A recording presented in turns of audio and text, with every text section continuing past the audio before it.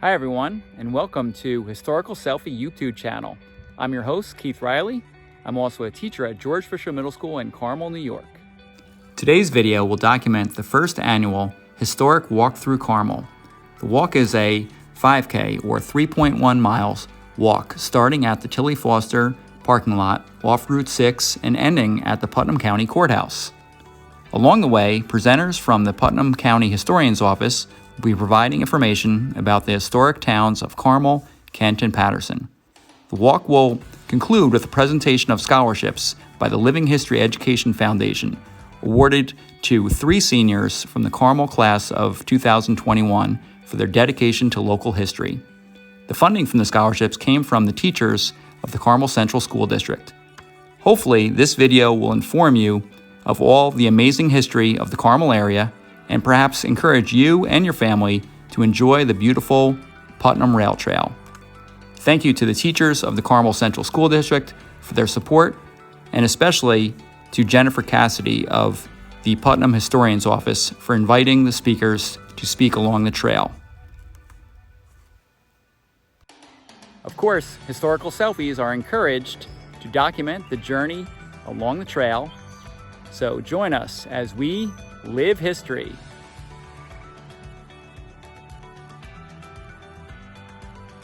This is the first year of a Carmel Historic Walk, which actually was Keith Riley's idea. My name is Rob Bucari. I'm a teacher at the high school. We're happy to have a partnership with Jen. So I'm with the Putnam County Historian's Office. We're the government agency that holds the records and archives and some private collections. Along the trail, you're going to be meeting historians from the area, primarily of the Carmel Central School District, representing Carmel, Mahopac, maybe a little Mahopac, Kent, and Patterson. And remember, historians love to talk history. So they're not supposed to talk long. They're supposed to give you a nice micro bite of local history. And Diana's going to kick you off with some history on the trail that you're walking. And I will see you all at the courthouse. All right.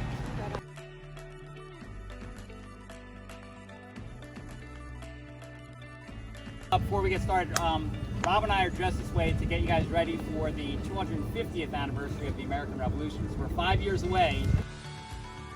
So this actually used to be the site of a railway system. Running through this area was the Putnam Division Railroad, which was also known as Old Put, which ran from the Bronx into Brewster. So basically what it was it was a massively important part of the railway system, especially here in Brewster. In Brewster, there was a massive junction, which was known as the Putnam or the Putt Junction, where the Harlem Railroad, the Putnam Division, and the Maybrook Line, which ran to Connecticut, all met. So it was possible in Brewster specifically for people to transfer from one train line to another.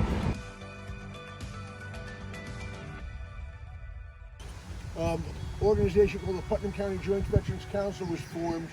It was formed to help address the needs of veterans locally, not be a national organization, just see what veterans needed in the area. Well, the first thing we did in 1994, well, we met a lot, talked a lot, made a constitution, got ourselves certified by the county and the state to be a tax-exempt organization. And then we decided to bring the Vietnam Veterans Moving Wall to Putnam County.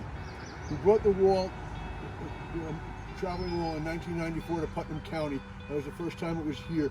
That's when Putnam County Veterans Memorial Park came into existence. It was a Veterans Park. It was a Putnam County Park, but it wasn't a Veterans Memorial Park until we brought the wall in. The legislators and the county executive at the time, Bob Bondi, was so impressed with what we did with the wall and the amount of people that came to see it that they said, well, let's make this a living memorial for Putnam County veterans.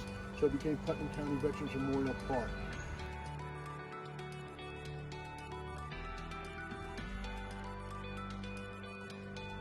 The most important thing is the bedrock, okay?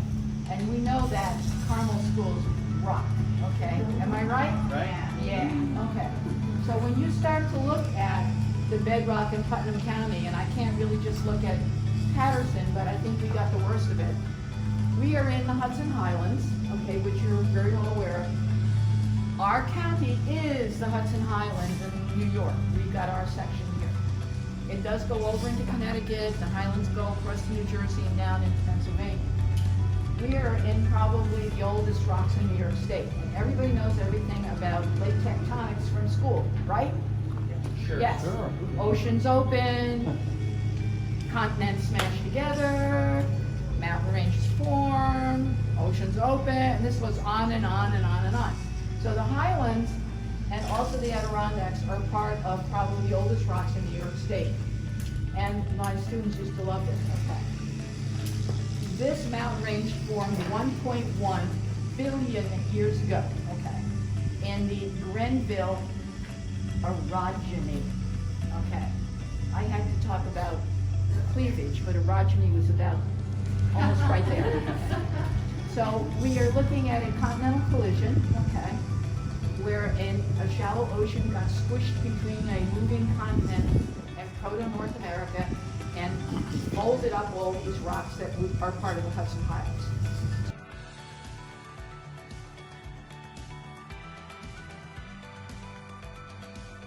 So we're going to just talk a few things about Daniel Ninham.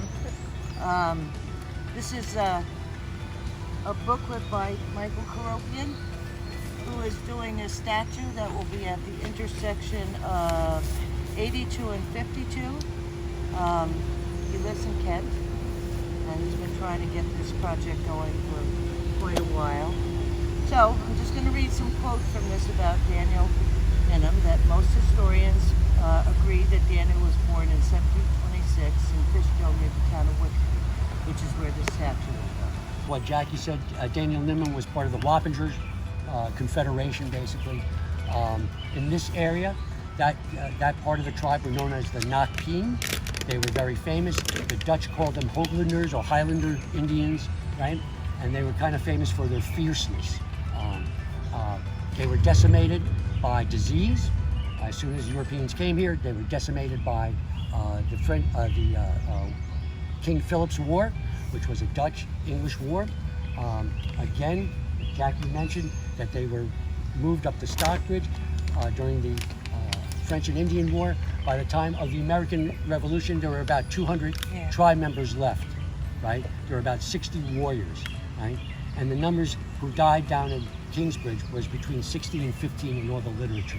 When you read about them, right, in the literature, the name Wappinger, right, comes up maybe about 95 times in deeds and so forth and so on. Beautiful piece of property. And if you think of the property, right, it's kind of a valley, right? And a stream runs through the property, right? And at early maps, it was called Mill Stream. Later maps, it was called Michael's Brook, right? And that Michael's Brook terminates somewhere around Putt Plaza, right? So it's really a hollow. And if you look, you know, where the high school is, and you look down behind there, that hollow starts there. And that was the entrance, right? The track was an interesting track, right? They renovated it, put a lot of private investors. This is the 30s now, right? So we know that, you know, the economy was kind of changing a little bit.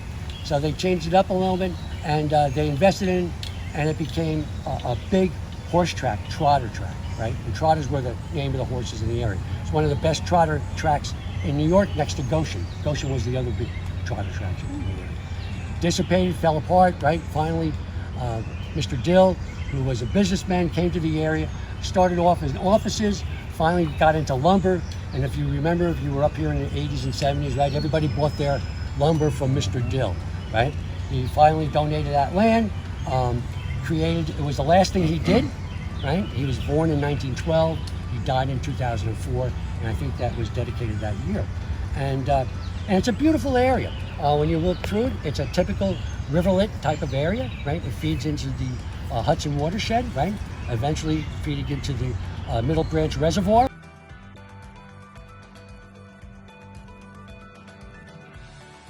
Linda Miller. I'm with the Putnam County Historian's Office and Archives. And I'm going to talk a little bit about Drew Seminary, the school for young women. It used to be up here on Seminary Hill Road. It was started in, and I'm going to look at my notes, so please excuse me. It was started in 1848 by some prominent Carmel residents who wanted to have a school for girls locally, but they quickly realized they didn't have enough funds to finish a school. So they were able to get some money from James Raymond, who was a financier and also heavily involved in the circus at the time. And he provided the rest of the money to finish the school. By 18, so he finished the school, and by 1851 the school was opened as the Raymond Collegiate Institute, which is up here. This is what it looked like, which is kind of hard to believe that this was what it looked like up here on Lake Oneida. It was beautiful. And it was, he passed away pretty quickly after the school was open. His family decided to sell the school to Daniel Drew. And he bought the school for $25,000, which would have been about $400,000 today. And in 1866, the school was reopened as the Drew Seminary and Female College. It operated pretty well until about 1904. In May of 1904, it burned to the ground. They had their last commencement and the school closed. They were able to have 86 graduating classes through the school. It was primarily a Methodist boarding school, but students came from all over the tri-state area, mostly the city. They also had international students who came from like Thailand and Hong Kong, Nicaragua, Chile. One of the cool things is that the historian's office has a bunch of the records from the school. So not the early stuff, but from late 1800s through to when the school closed. We were able to retrieve those documents and all of their records from Drew University in New Jersey. And I know it's kind of hard to see, but this is an example of what it looked like when we got all the records. And we have all their names, inputted. We have all the records in our archives. The school ended looking like this. And I know it's hard to see. If anybody wants to look at it, I've got some more copies of it. But it was a beautiful school and just really majestic, especially in the beginning. It was majestic, but it took up about 11 acres. It is currently the Paladine Center, which you guys are probably aware of. And I went over there, and there is a little corner of the school left, and it says 1904. And I figured out where it is based on old pictures. That it's still very similar, just a small little corner of it, which I think is just the neatest. These are a couple pictures of some of the graduating classes and some of the students that went through there. It operated until, like I said, 1952, and then it was sold to the spiritual magazine Guidepost.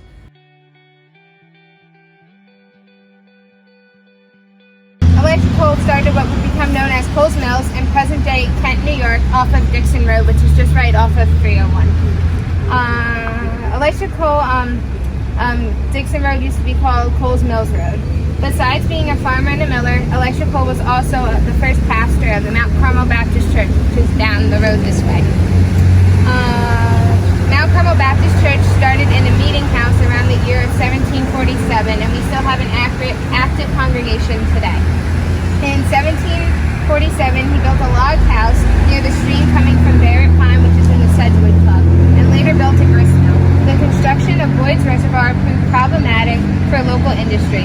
Roughly 3 to 4 acres of the original Cole's Mills is currently under 10 feet of water, making up the West Branch, also known as Reservoir D. The destruction by the government ruined local families by destroying their source of income and way of life. The New York State government destroyed several Wapentare Native American villages and burial grounds throughout Dutchess, Putnam, and Westchester by sinking them under several reservoirs. Elisha Cole served in the Revolutionary War along with his 4 sons and grandson. There were several mills that existed throughout the county, including another ancestor of mine, Daniel H. Cole's Mill, which he owned and operated his mill where 301 crosses over Lake Oneida, just right over there, over the dam. If it weren't for mills back in the day, especially during the Revolutionary War, it would be difficult to have a strong source of food and even clothing attire.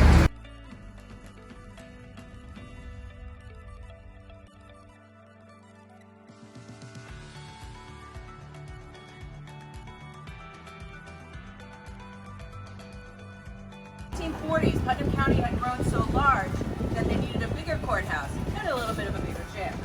So it was expanded upon the same part, the earlier structure, and the old jail was expanded. I come with greetings. Has asked me to get involved with 2026 with the Sexticentennial, which is coming up in 5 years, in the 5th year, and they're beginning the process now of telling the story of America in its 250th year. 1976, who was alive in I was a middle schooler, and I remember that time in the 70s and how big a deal it was. This is the one that we're going to get in our lifetimes. Some of you get another one later on, but this is a big deal, 250. And New York is central, of course, to this whole story of America. All right, guys, so welcome to the first annual Living History Walk Through Carmel. Is to get students to live history by walking in the paths, and in this place in Carmel, we're lucky to have so many wonderful stops, and young people were out here leading the way, and we have Sybil Ludington statue as sort of our role model for how young people have made a difference for the past 200 years. And again, with the senior class this year, they had 4 years where they've been on these very steps, speaking out for social justice, for climate change, for the reading of the Declaration of Independence. So these students get it, and they're able to understand from the past to prepare for the future. So, okay, we also have a former GFMS and Carmel High School graduate, Kevin Byrne, who's now an assemblyman. So, welcome. Sure. Just very briefly, I want to thank all the amazing teachers at the Carmel Central School District for helping to fund these scholarships. I want to thank Mr. Bucari. I think I was talking to the deputy county clerk. I think he went to Carmel High School too when you were teaching. Yeah, and you look the same, absolutely the same. And but really, obviously living history is extremely important, and we're blessed that in New York State, we are rich in history, really dating back to the founding of this country. And I remember even before GFMS, I think it was even primary school, elementary school, they used to do the Walk Through Carmel.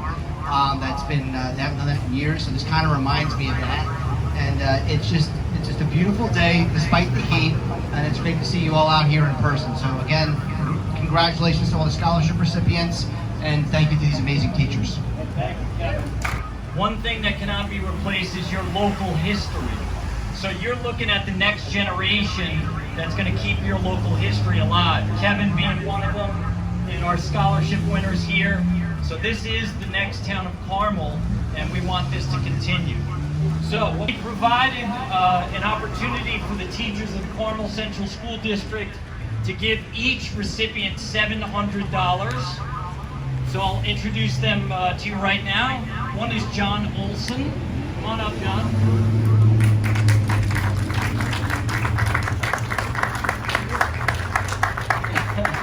Then we have Lauren O'Loughlin.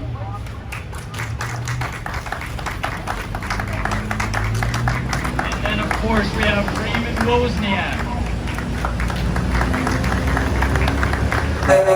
Now, we chose these students because Keith and I do a lot of things outside the classroom. We go to local historic places, and these guys showed up to every single one this year despite COVID. So we really, really appreciate that, and they deserve this. Hip hip huzzah! Hip hip huzzah! Hip hip huzzah!